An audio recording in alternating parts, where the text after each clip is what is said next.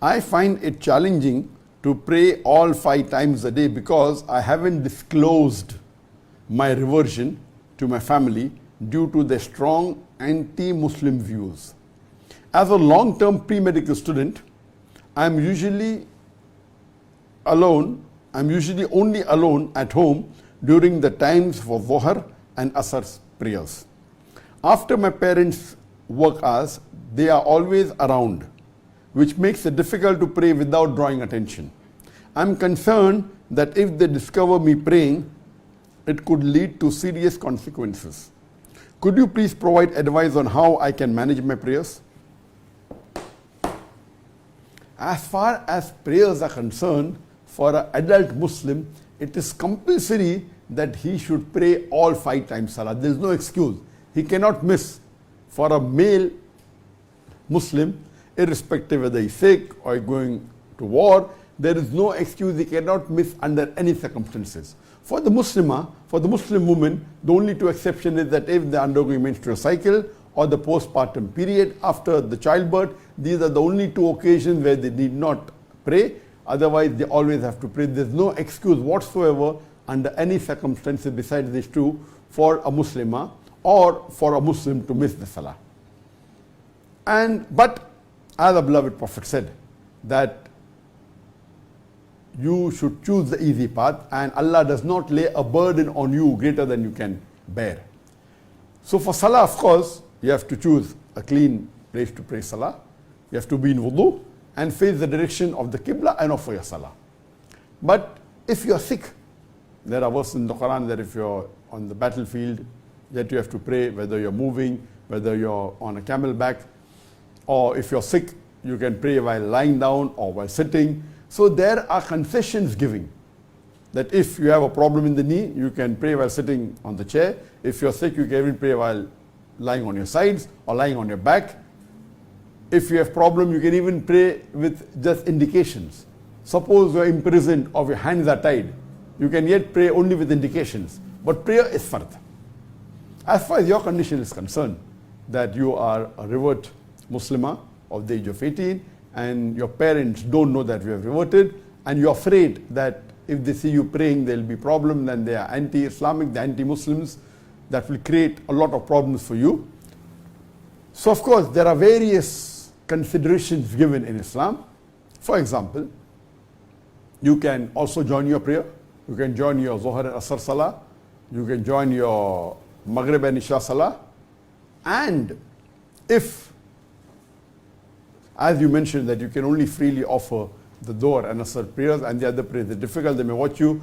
So if it's difficult to pray on time, then the earliest time you get to pray, you can pray the Salah which you have missed. And in your case, you can pray your Zuhr, you can pray your Asr very freely because the parents aren't there. But most of the time during Maghrib and Isha and Fajr they are there. So there is an option that if you have no option at all and you cannot pray because they are watching you, the last option is that the earliest time that you get when they leave the house, you can pray the Salah that you have missed. And if there is a possibility, if your bathroom is clean, you can even pray in your bathroom. There are scholars who have said that of course you cannot pray in the toilet, that's not permitted, but in the bathroom is a clean place. If it is a clean place, you can yet pray there if it's clean, and yet you can offer your salah there. If while you are praying, if you come to know that your mother is going to enter the room or something will happen, you can very well break your salah. Islam gives you the permission, because instead of being exposed and facing dire consequences which will be detrimental to you following your deen, in this case you can even break your salah, and when you have the right time you can compensate and pray the complete salah again. This is permitted because praying salah is a fard. But if you know that there is a danger, and for example while you are praying and you come to know that someone is coming watching, so you can, of course you can do some other act and you can break your salah. You can see to it that you can disclose and prevent your family members from coming to know they are praying salah. All these are permitted. But you should always offer salah. And for a person who has reverted or who has converted, but naturally praying salah, the complete salah in Arabic is the best. But the minimum requirement is praying the Surah Fatiha. Praying Surah Fatiha is a fard, praying in Arabic. But if you have reverted, you have just reverted, and you may not, some people may memorize Surah Fatiha maybe in half an hour, 1 hour, some may take few hours, some may take days. So you can, according to scholars, you can even say only Subhan Alhamdulillah Rabbil Alamin. That you can, instead of praying the complete Surah Fatiha, Subhanallah, Alhamdulillah, wa la ilaha illallah, Allahu Akbar. Even if you say this dua, which is easy to remember, if you try to memorize, you can memorize maybe in a few minutes or 10, 20, 30 minutes. So if you cannot say the full Surah Fatiha, even this dua, the scholars say sufficient till you learn Surah Fatiha. And Surah Fatiha is a fard. So this can compensate till you learn in the next, maybe may take a day, may take 2 days. But see to it that the most important part of the Quran that you have to memorize is Surah Fatiha.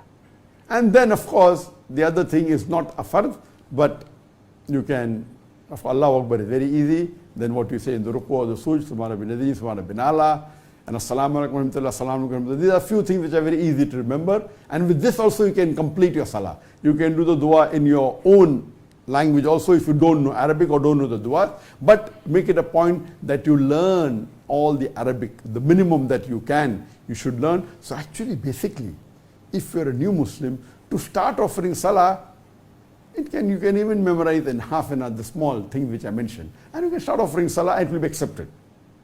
And then you follow, if you're praying in a Jamaat, follow what you see your neighbors are doing. It's very easy. And then, not that you have to memorize long surahs, that you can do later on. Even start with saying, Subhanallah, Alhamdulillah, Rabbil Alamin, Subhanallah, Alhamdulillah, wa la ilaha illallah, Allahu Akbar. This itself is sufficient. Then read Surah Fatiha, and as I mentioned, only the few parts, that is Allahu Akbar or Subhana bin Azim, Subhana bin Ala, what you do in the ruku, what you do in the sujud, Assalamu alaikum. With this you can complete your salah, almost all of it. Then you can maybe memorize 3 or 4 short verses of the Quran, maybe the 3 Qul, maybe Surah Kawthar. These are small surahs, Surah Al-Asr. So the shortest surah is Surah Kawthar, and then the second shortest is Surah Al-Asr. Hardly 3 verses. Surah Kawthar is only 10 words. So you can start with this. Of course, Qul Huwallahu is one of the most important surahs after Surah Fatiha. So if these two you start with, then you can start, then learn Surah Asr, Surah Kawthar. You can, Alhamdulillah, offer almost all of the salah, then the At-Tahiyyat. But as I mentioned, in your case, see to it that you do not miss a single salah. As far as possible, pray on time, pray in the right way, that is in a clean place, facing the Qibla, doing your wudu. If, for example, you have a problem, you can't do wudu and you'll be exposed, no problem, you can even do tayammum. So there are various options and facilities given in Islam not to overburden a Muslim or a Muslimah. But praying is a fard to the best of your ability. See to it that you pray, don't miss any salah. If the time goes, as soon as you get the time, see to it you compensate for all the salah that you have missed, and inshallah Allah will accept it. And I pray to Allah subhanahu wa ta'ala that may Allah give hidayah to your complete family, to your parents, so that they understand the truth of Islam and they accept it, and see to it that inshallah Allah puts you in Jannat al-Firdaus.